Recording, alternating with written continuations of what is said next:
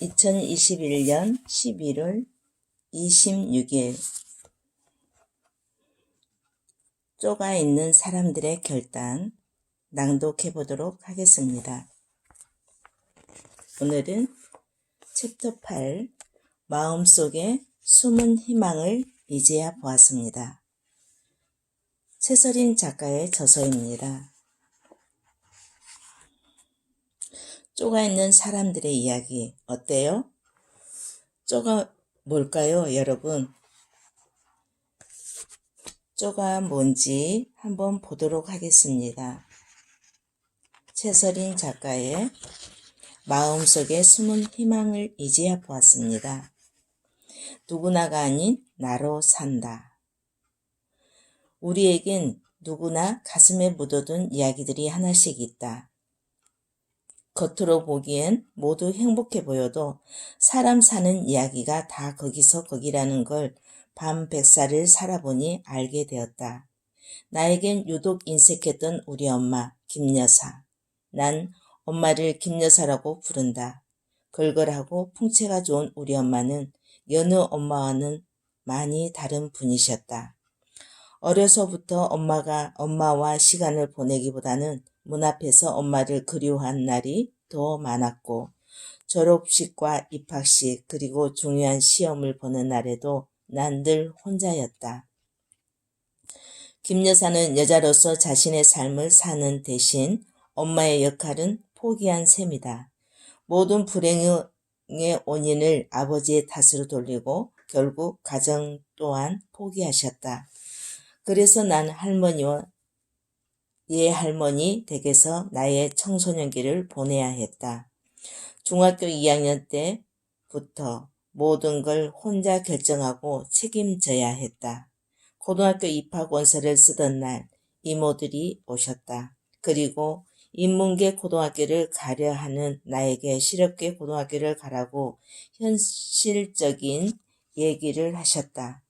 그 당시 공부를 잘하고 집안 형편이 안 좋은 친구들의 선택은 이모들의 말처럼 실업계 고등학교를 가는 게 일반적이었으니 놀라운 일은 아니었다. 다만 내 의지와 상관이 없이 내 꿈과 미래가 바뀐다는 것이었다. 것이 싫었다. 그리고 그때부터 친척들 사이에서 난 당찬 아이가 되었다.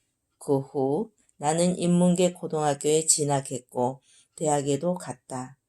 아르바이트와 장학금을 받아가며 정말 악착같이 살았다.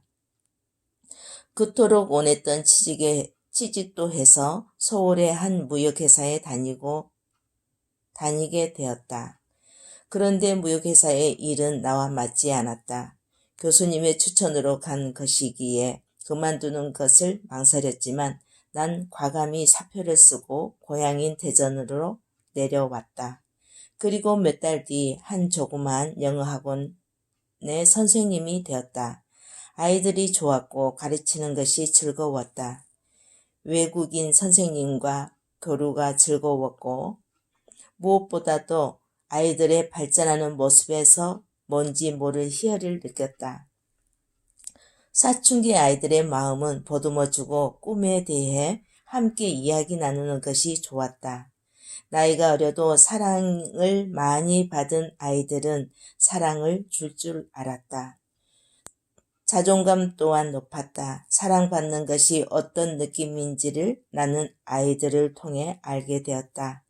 지금은 어른이 된 그때 아이들, 가끔이지만 연락을 해주는 그 녀석들이 난 여전히 고맙다.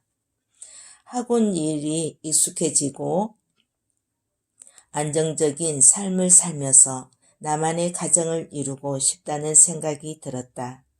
지독한 외로움에서 벗어나 행복하게 살고 싶어진 거다.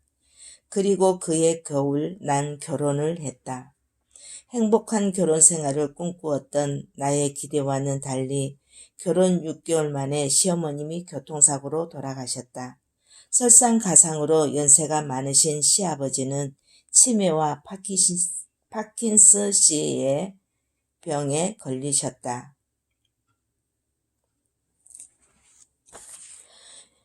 이렇게 치매 시아버지와의 삶이 시작되었다. 쉽지 않았다. 텔레비전 드라마에 나오는 이야기들은 정말 아무것도 아니었다. 시아버지는 밤이면 밤마다 나가서 길을 잃었다. 동네 지구대 경찰관들이 우리 집 전화번호를 외울 만큼 갈수록 증상은 심해졌다. 결국 현관문에 특수열쇠를 설치하고 나서야 이 문제는 해결할 수 있었다. 그렇게 6년을 모셨다. 그 사이에 나는 두 아이의 엄마가 되었고 시아버지를 모시는 동안 난 내 의지로는 도저히 할 수 없는 일들이 많아 매일 새벽 기도를 했다. 일요일이면 교회에 가서 목 놓아 울었다.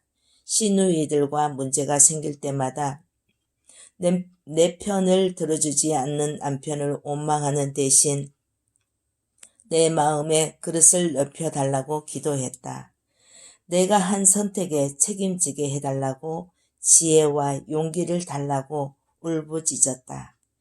이기적인 남편의 행동들에 원망이 가득했지만 자신의 아버지와 관계가 좋지 않다는 걸 알았기 때문에 그가 나중에 후회할 일을 만들게 하고 싶지 않았다. 그래서 그의 목까지 내가 더 열심히 했는지도 모른다. 하루하루가 눈물로 얼룩졌던 그 긴 시간들은 늦여름 장맛비와 함께 끝이 났다. 호상이었다. 시아버지는 평소처럼 아침, 점심 그리고 간식까지 잘 드시고 오후에 소리 소문도 없이 시어머님 곁으로 가셨다. 모두들 84세인 시아버지가 복이 많아 그리 된 거라고 하셨다. 슬퍼하기보다는 기뻐하는 분위기였다. 그런데 옆에서 모시고 살았던 나는 복잡미묘했다. 심지어 허탈하기까지 했다. 더 잘해드리지 못했던 것에 후회를 했다. 미운 정도 없을 줄 알았는데 내 마음을 나도 알 수가 없었다. 힘든 마음을 추스리고 이젠 두 아이들에게 집중하며 내 미래를 준비하려던 그때 셋째 아이가 생겼다.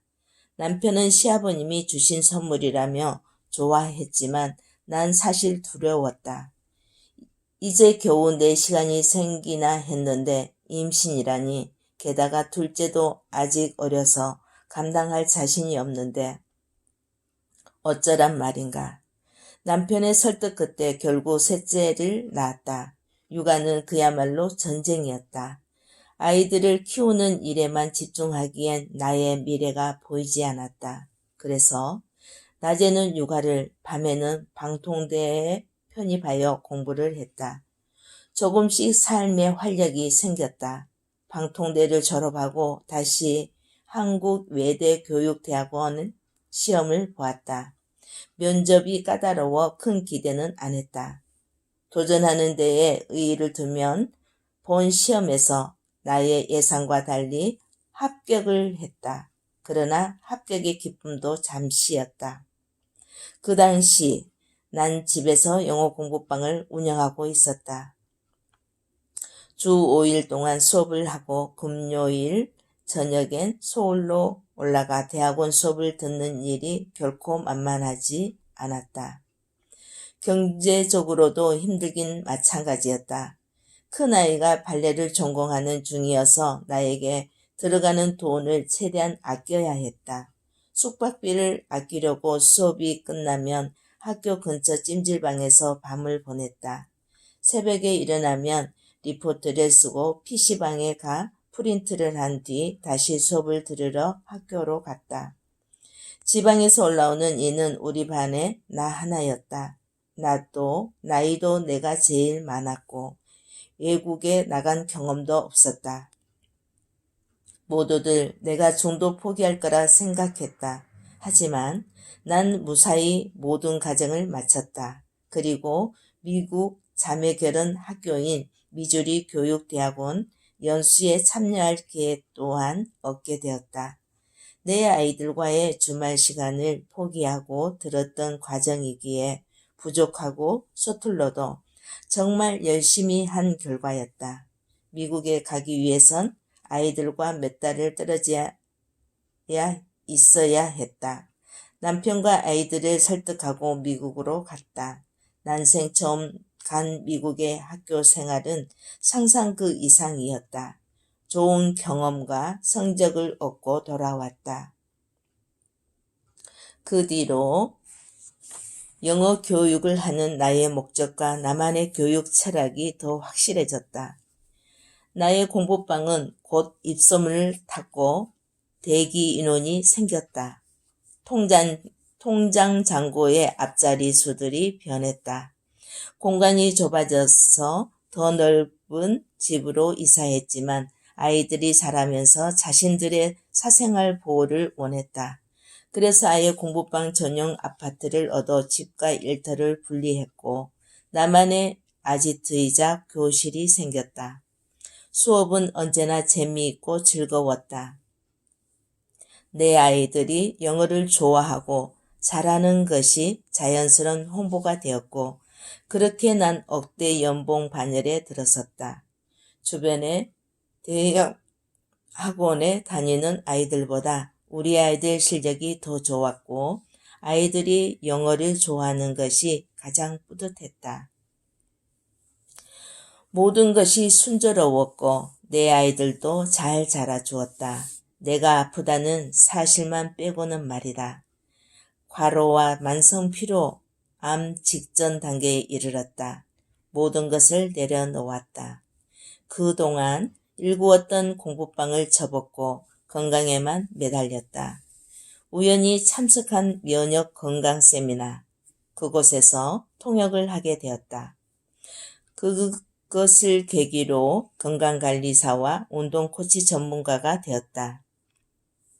건강을 되찾으니 세상이 달라 보였다. 가르치는 일은 운동이나 영어나 별반 다르지 않아서 이 또한 즐겁게 했다.